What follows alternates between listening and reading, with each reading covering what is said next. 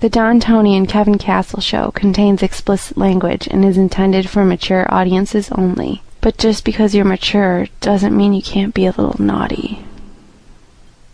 You're listening to the Don, Tony, and Kevin Castle Show. I'm Anthony Thomas, filling in for Don, Tony tonight, and of course, the host of the show, Kevin Castle. Kevin DeBlasi. Kevin DeBlasi. There you go, man. I'm going to be half of Kevin and half of Don, Tony tonight, just to satisfy the public. You going to give us some noises?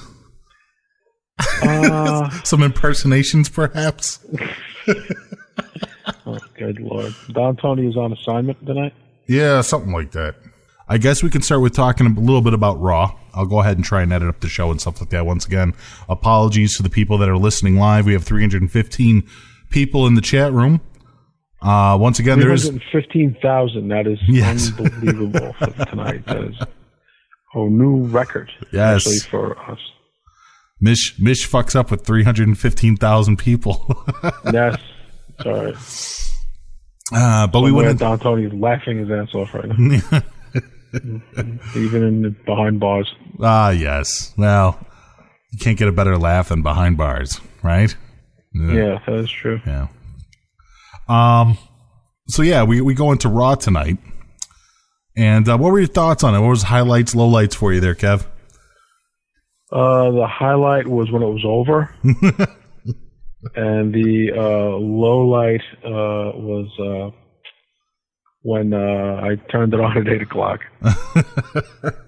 Horrible, absolutely terrible Raw. There was, and I give it 1/2 a star. Wow. And you're not even a guy that rates things usually. Horrible. I just unwatchable. I mean, thank God there was, other things to switch to during Raw. Yeah, like the Detroit game. Jesus. Yeah, to me, it just right off the bat, Big Show coming out and Brock.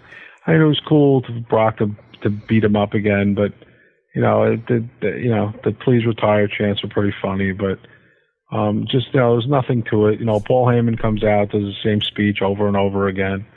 The audience feels they need to mimic what Paul Heyman says, which I don't get. Yeah. Just saying Brock Lesnar over and over again. I don't get the kitschiness of that, but find it pretty irritating. I just went downhill from there. I mean, Roman Reigns, once again, I thought was great tonight. An all-star again for the second week in a row, saves the show. Those who criticize Reigns better wake up to reality. He's actually one of the best things on the show in the last few weeks. I thought that match was okay with Randy Orton and stuff, and then finally getting in some, offense, defense against Braun Strowman. And it's interesting, our friend Pete tonight pointed out to me that JBL, I missed this part because I was just getting so disgusted with Raw, that JBL actually compared him to Jeep Swenson. Did he really? I must have missed that part too. Someone told me that time. It's like JBL said Bill Kazmaier and Jeep Swenson is what Braun Strowman reminded him of. And I was like, wow.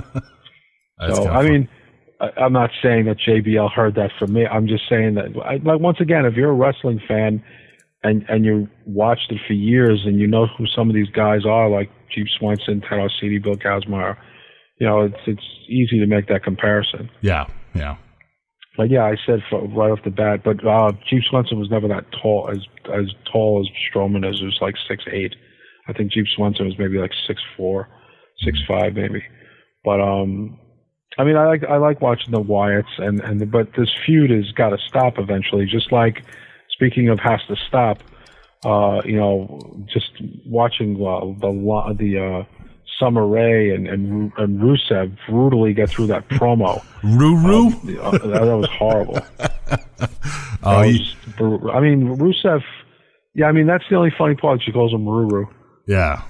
I mean, but he's just not over. And he was supposed to be a killer heel. He was supposed to be like, Taz meets Umaga when he first came here. Right. And now he's Boris Zukov meets Nikolai Volkov during the cartoon era of WWF. I mean, he's not a killer heel anymore. I don't know if he can ever be taken seriously again. Actually, he reminds me of one of the Quebecers. That's what he reminds me of at this point. He's the Carl Ouellette. That's what he reminds me of at this point. Right. Yeah, Chris Cannonball. I mean, the whole thing with Rusev and Summer Rae, it's really odd because it's like they're looking for sympathy for heels. I mean, they've pretty much spent the better part of the last 4 weeks beating the shit out of Lana and Dolph Ziggler, respectively. And it's like, I mean, why are we supposed to care if they get married or do anything? Like, I mean, for a minute there, when you were watching the crowd, the way the crowd was reacting to Rusev, did you almost think that he was going to tell her no and kind of do like a pseudo face turn or something? I didn't even know. I'm not even sure what I watched there. Like, even when he said yes and then gave her a disclaimer, I don't even know what I was watching. Like, it's such a disinteresting storyline. Summer Rae is, as my friend said tonight, is homely. I think that's a nice word for her. She looks hideous with that hair. It's just, she's pretty yucky looking. Yeah. I don't know. I mean, I just don't know. I guess they're eating up time. Vince McMahon supposedly comes on the last 2 weeks to say something's got to be done. This is unacceptable. These ratings. What's being done? I haven't seen anything. What's being done? I don't know. You know? Yeah, I mean, have Brock grace us with his presence in the opening segment and bitch out Big Show again. That's what the answer is. I mean, like I said, I won't say I thoroughly watched it tonight. I did switch a couple of times to a few different things because it was so horrible. Yeah. But what's the answer? John Cena's going to take off for 2 months. I mean, I'm not sure what's the answers here to all this stuff. I'm not sure there's any solutions. Well, the whole thing is that John Cena is supposedly going to take off a couple months, and the speculations. And who's going to replace him as the top guy? Daniel Bryan can't wrestle right now. I'm not sure, actually. You know, I think it was kind of interesting when he took his break before, and then guys like Edge and Benoit stepped up back in the day.